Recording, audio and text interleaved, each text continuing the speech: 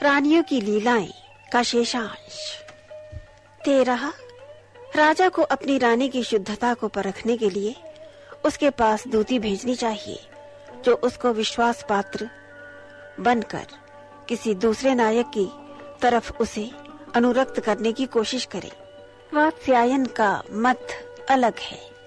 स्त्रियां स्वभाव से ही चंचल होती हैं, जल्दी ही बहक जाती हैं और पाप की तरफ मुंह मोड़ लेती हैं। इसीलिए इस विधि को नहीं अपनाना चाहिए, क्योंकि ऐसे आचरण से पवित्र स्त्रियां भी गलत हो सकती हैं। 14 खोजें बताती हैं कि जो पुरुष व्यभिचारी आदि के विषयों को अच्छी तरह से जानता हुआ सावधान रहता है, ऐसे पुरुष की पत्नी बची रहती है। 15 कई कारण हैं जिनसे स्त्री भ्रष्ट हो सकती है। 1 अगर स्त्री पर निगरानी एवं नियंत्रण रखने वाला कोई ना हो। 2 अगर स्त्री का पति स्वयं दुराचारी हो। 3 अगर स्त्री स्वतंत्र होकर दूसरे पुरुषों से तालमेल रखती हो। 4 अगर पति आमतौर पर परदेश में या दौरे पर रहता हो। 5 अगर स्त्री खराब औरतों की संगति में रहती हो। 6 पति से ज्यादा ईर्ष्या रखती हो। 7 स्त्री को गरीबी के कारण खाने और कपड़े वगैरह का कष्ट रहता हो। 8 पुरुष परदेश में रहने लग गया हो। 9 स्त्री वहां शामिल हो जहां गलत एवं गंदी बातचीत होती हो। और 10 जहां स्त्री शराब आदि पीती हो। क ऊपरी ज्ञान से पुरुष दुराचारिणी स्त्रियों से बच सकता है। ख इन विधियों का दुरुपयोग करके दूसरों के चरित्र को भ्रष्ट करने का यत्न कभी नहीं करना चाहिए।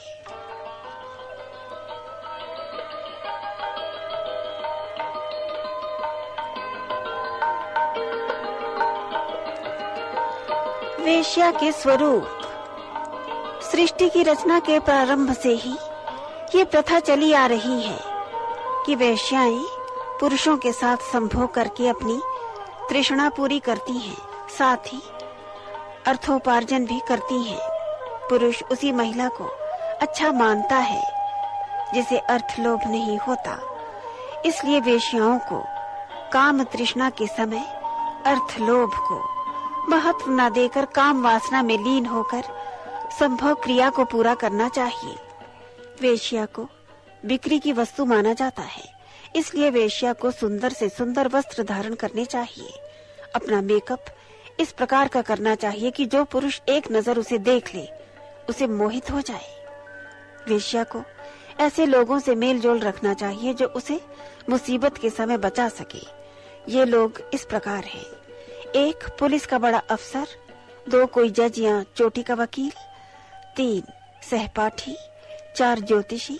5 पहलवान। 6 कला का विद्यार्थी।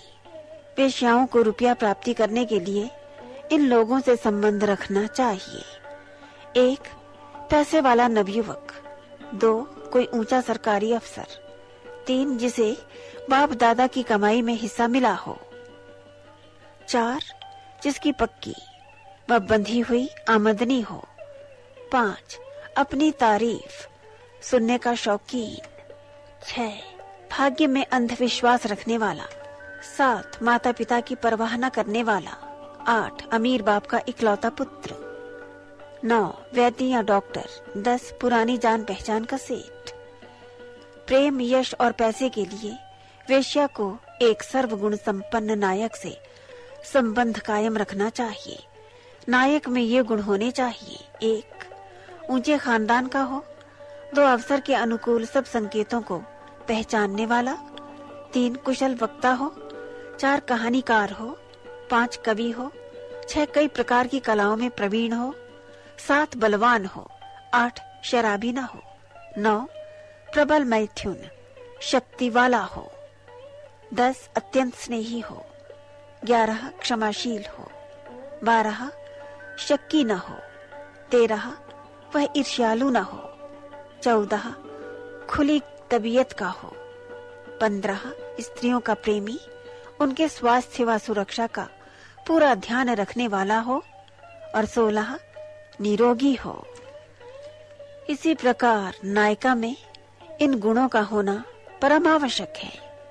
1 युवती हो, 2 रूपवती हो, 3 दर्शन से ही सौभाग्यशाली लगती हो, 4 अद्भुत वस्तुओं से प्रेम करती हो, 5 कंजूस न हो, 6 कई प्रकार की कलाओं से प्रेम रखती हो, 7 निश्चय की पक्की हो, 8 अपने प्रेमी से संभोग की अभिलाषा रखने वाली हो, 9 धन की परवाह न करके नायक के गुणों को प्रमुखता देने वाली हो, 10 गोष्ठी में आने जाने का शौक रखती हो, 11 मधुर भाषिणी हो, 12 नायक के साथ आचरण में निष्कपट हो।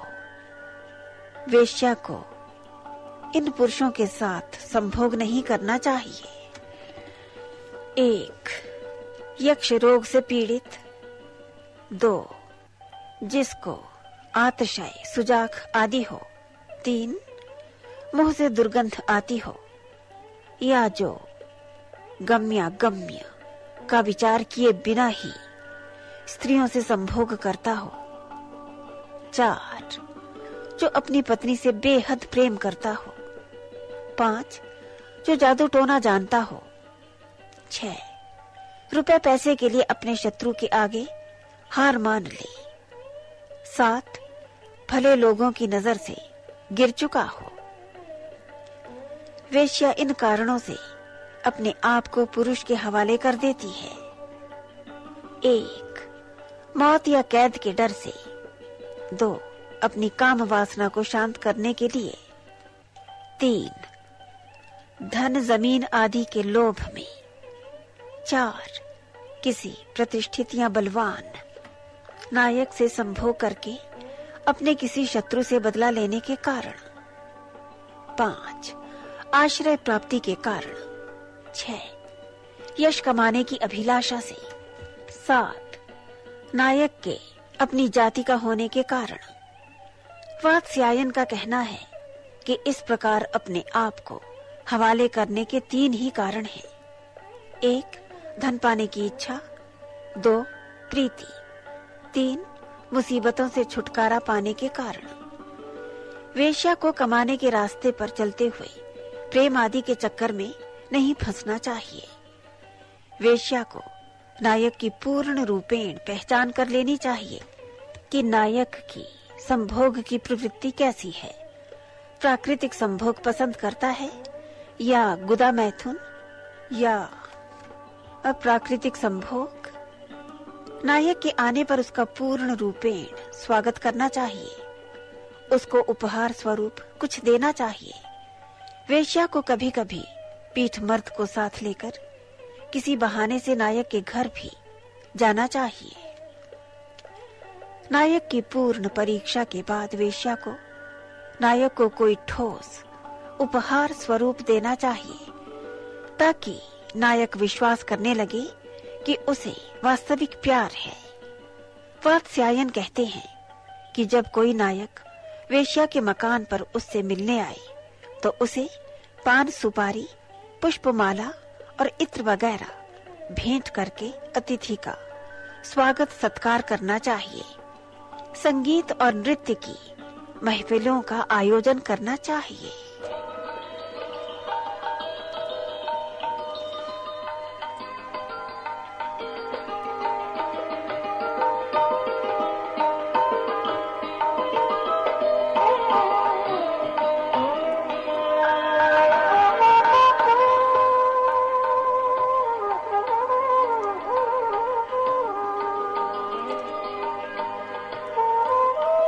वेश्या का पत्नी आचरण।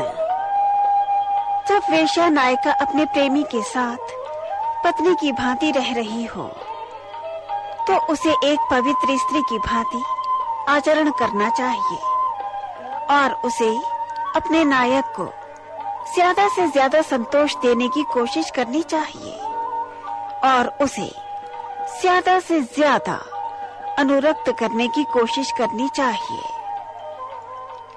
इस दिशा में वेश्या नायिका के कर्तव्य संक्षिप्त हैं। वह है कि उसे सुख दे, खुशी दे, उसके साथ ज्यादा स्वयं को जोड़ना नहीं चाहिए। चाहे जोड़ने का बहाना किया जाए, उसके बिना न रह सकने का नाटक जरूर करना चाहिए। नाटक का चित्र इस प्रकार है। इस नाटक के द्वारा ऊपरी क्रिया पूरी होती है। उसे अपने नायक को बताना चाहिए कि उसकी एक माँ है। माँ बहुत जालिम है। मेरी माँ बहुत लालची है। धन ही उसका सब कुछ है। अगर माँ न हो तो किसी बुढ़िया को अपनी माँ बनाकर नाटक करे। ऐसी माँ को अपनी पुत्री अर्थात वेश्या को जबरदस्ती नायक से दूर ले जाना चाहिए, ऐसे जैसे कि उसे यह प्रेम संबंध बिल्कुल पसंद नहीं। माँ कभी भी इन संबंधों को खुशी से न देखे।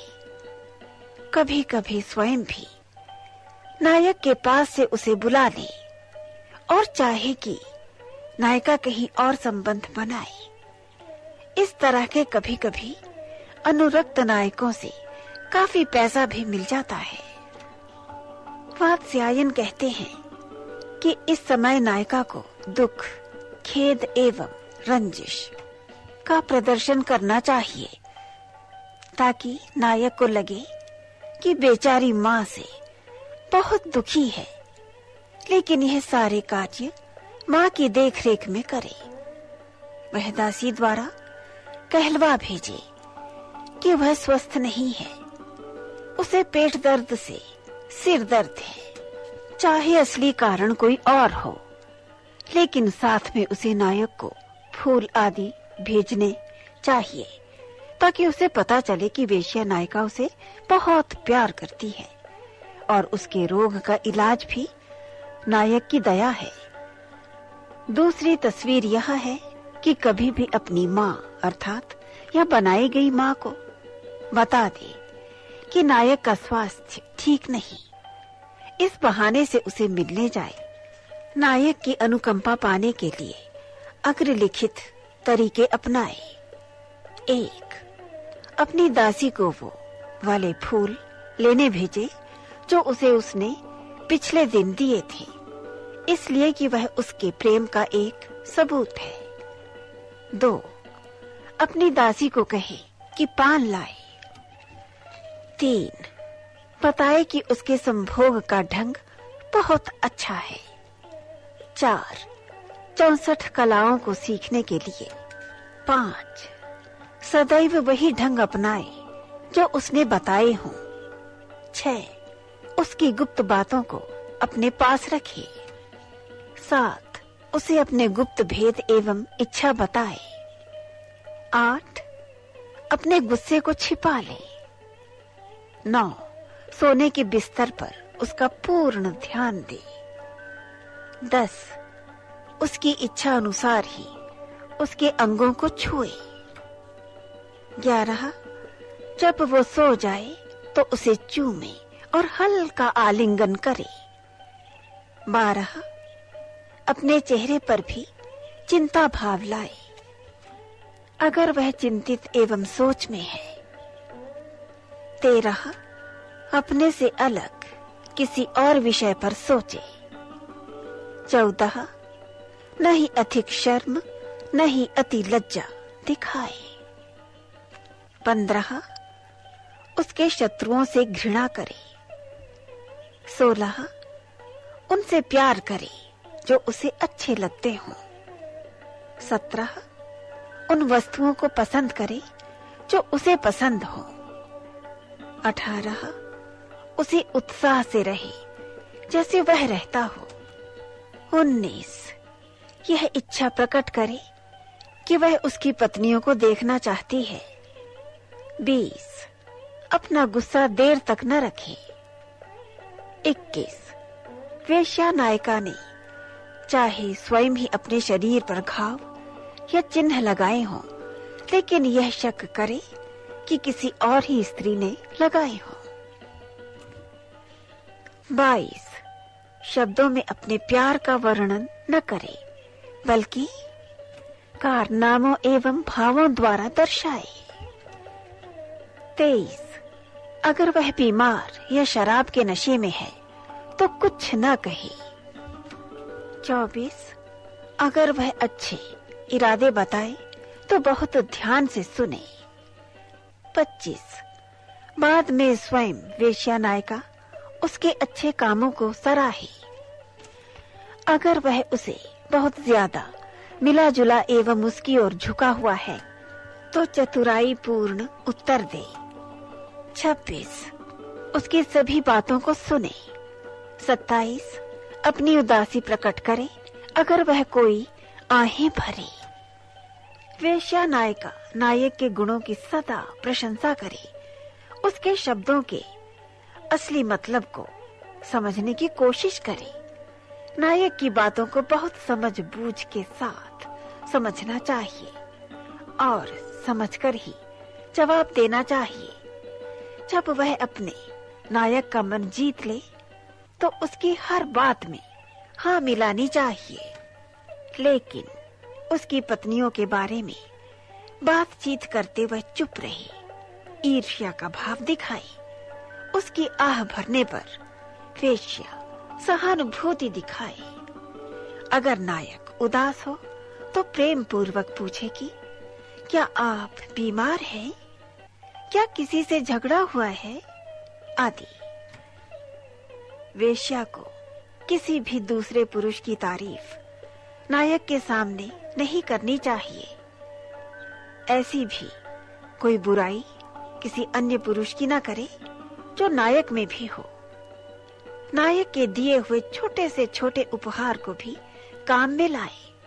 भोजन न ले जब नायक दुख में हो, बीमार हो, उदास हो। अगर कोई आपत्ति या बुरी बात उसके साथ हो गई हो, उसे सांत्वना दे और उसके साथ रोए। अगर वह देश छोड़कर जाने की कहे तो उसके साथ स्वयं भी जाने की इच्छा प्रकट करे।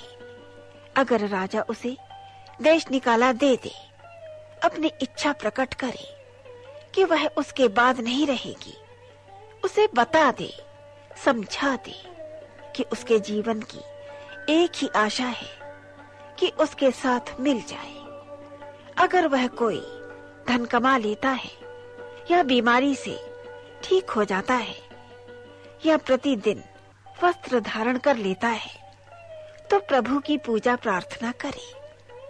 अगर नायक निराश हो, उस पर कोई झूठा आरोप हो या बीमारी आदि से परेशान हो तो खाना छोड़ दे। नायक यदि कर्ज में फंस जाए तो उसके कर्ज को खत्म करने के लिए स्वयं को पेश करे। वेश्या नायक से कहे, मुझे पैसे से कोई लगाव नहीं, कोई प्यार नहीं, मुझे तो सिर्फ आप चाहिए। आपको पाकर मैंने जीवन का परम सुख पा लिया है। खुशी प्राप्त होने पर गहने पुनः पहन लेने चाहिए। सिरदर्द के बहाने से लेटकर नायक का हाथ अपने माथे पर रखकर उसे धीरे धीरे सहलाना चाहिए। उसे स्पर्श सुख के सो जाने का बहाना करना चाहिए। नायक अगर बाहर जाए तो उसके साथ जाए। उसे नायक से पुत्र की प्राप्ति की इच्छा प्रकट करनी चाहिए और कहे, मैं आपके बिना एक पल भी नहीं रह सकती।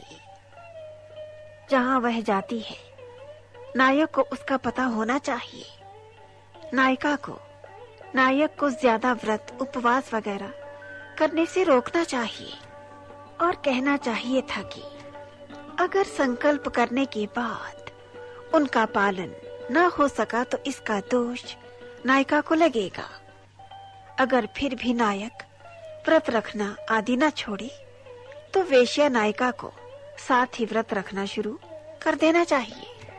अगर नायिका की किसी और से बहस हो जाए तो उसे नायक का हवाला देते हुए कहना चाहिए कि जब उससे भी ये नहीं हो सकता तो भला तुमसे ये कैसे हो सकता है। उसके साथ जाए, जब वह उसे ले जाना चाहे उन वस्तुओं का उपयोग करे जिसको पहले उसने स्वयं उपयोग किया है। वह खाना खाए जो वह छोड़ गया है। उसके घर परिवार का सम्मान करे, उसके स्वभाव का आदर करे। कला, योग्यता, पढ़ाई, उच्च कुल, रंग, प्रदेश, मित्र, गुणों, आयु, शांत वाणी की उसकी तारीफ करे, उसे गाने के लिए कहे, दूसरी बातें करे।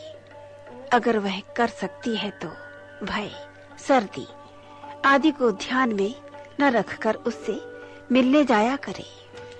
कहे कि परमात्मा करे कि अगले जन्म भी हम दोनों एक दूसरे के प्रेमी बने रहें।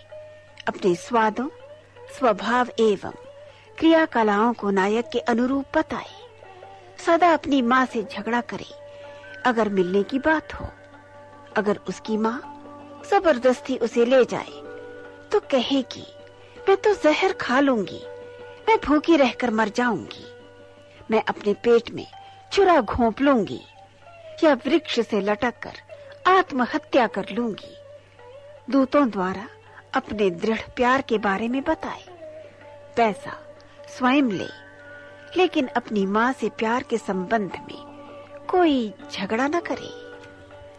अगर नायक कोई यात्रा पर जाए तो उसे कसम दिलाए कि वह जल्दी लौट आएगा। उसकी अनुपस्थिति में कोई वस्तु धारण न करे सिवाय उन वस्त्रों की जो भाग्यशाली वस्त्र हों। उसे नायक के मित्रों से आपस सा बर्ताव करना चाहिए। उसे नायक के मन के अनुसार ही श्रृंगार आदि करना चाहिए। कभी कभी वेश्या नायिका कहे, आपने मुझ पर जादू कर दिया है, मुझे वश में कर लिया है, वगैरह वगैरह। अगर उसकी माँ उसे पर पुरुष से मिलने को कहे तो उससे झगड़ा करे। कहे, माँ, इस नायक के सिवा मैं किसी और नायक के पास नहीं जाऊंगी। उसे वेश्या जीवन की सदा निंदा करनी चाहिए। कहे कि कितना गंदा है यह जीवन। पैसे के लिए माँ का कहना मानने को विवश होना पड़ता है। वेश्याएं लाचारी में अपनी प्रेमी को छोड़ देती हैं और दूसरे पुरुष के पास जाती हैं। पैसे के बारे में उसे माँ से झगड़ना नहीं चाहिए। वात्स्यायन का कहना है कि वेश्या नायिका को अपनी माँ की आज्ञा के बिना कोई भी काम नहीं करना चाहिए। जब नायक बाहर रहे तो नायक के कल्याण कामना करते रहना चाहिए और पत्नी की तरह आचरण करना चाहिए। उसे चाहिए कि वह श्रृंगार वगैरह न करे, सिवाय चूड़ियों के बाकी सभी गहनों को उतार कर रख दे। उसे नायक के साथ रहकर पाए हुए आनंद को बार बार याद करना चाहिए। उसे नक्षत्रों से, चांद, सूर्य और सितारों से कहना चाहिए, तुम बहुत भाग्यशाली हो जो सब जगह सबको देखते रहते हो और दिखते रहते हो। काश मैं भी तुम्हारी ही तरह होती और अपने प्रियतम को देख पाती। उसे नायक के जानने पहचानने वालों के सामने उसकी रक्षा के लिए एवं जल्दी लौट आने की इच्छा भी प्रकट करनी चाहिए। अगर रात को गलत स्वप्न देखे तो उसे यज्ञ आदि करवाना चाहिए। नायक के वापस लौट आने पर कामदेव की पूजा करनी चाहिए और काम देवताओं को पहले दी हुई मन्नतें चढ़ानी चाहिए।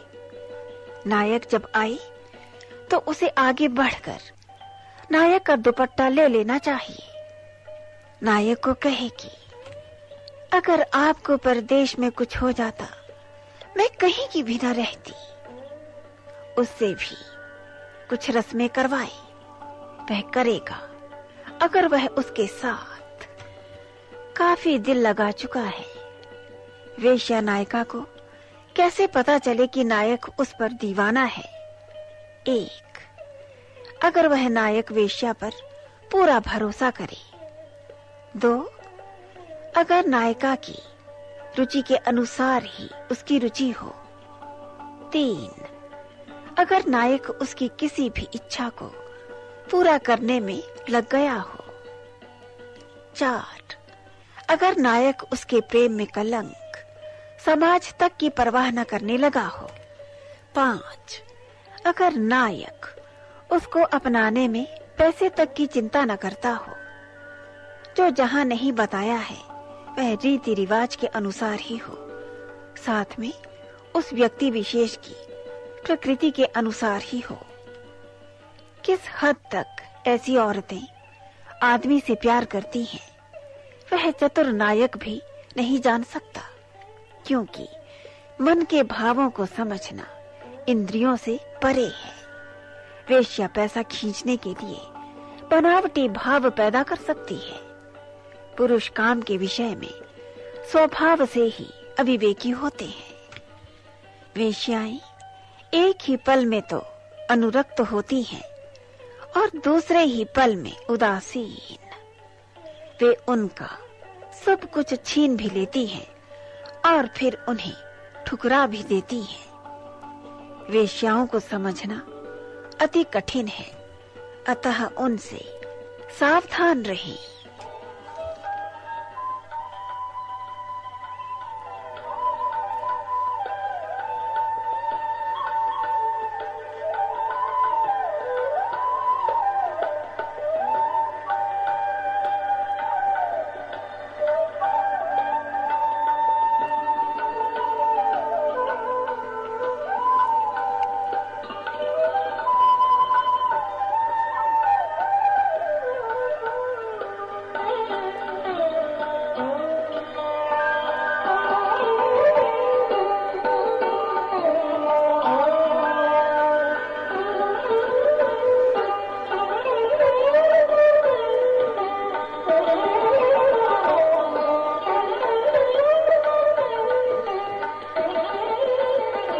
वेश्या हानि लाभ।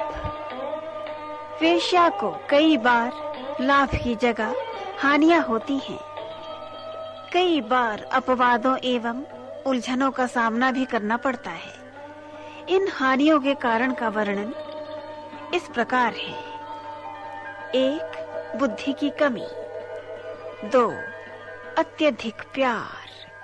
3. अत्यधिक घमंड। 4. अत्यंत छल कपट। 5. अत्यधिक सीधापन। 6. अति विश्वास के कारण। 7. अति क्रोध के कारण। 8. असावधानता के कारण। 9. जल्दबाजी के कारण। 10. गलत ज्ञानी पुरुष के प्रभाव के कारण। 11. अन्य कारणों से। इन हानियों के फल इस प्रकार होते हैं। 1. खर्च किया धन का बेकार जाना।